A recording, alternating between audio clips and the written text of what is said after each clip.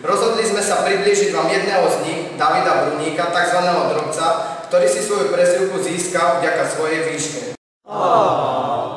Hovorí sa o vás, že ste najvyšším študentom na tejto škole. Aké výhody vám vaša výška prináša? Umožňuje mi to byť stále nad vecou, lepšie sa orientovať v preplnených priestoroch a taktiež sa pozerať na všetko z iného uhlu pohľadu.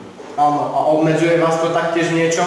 No samozrejme, má to aj svoje zápory. Najviac nemám rád, keď sa pri vstupe do miesta zarúbne, avšak zvykol si. Pre porovnanie sme si zobrali obyčajného študenta a nášho Drobca. A toto je výsledok.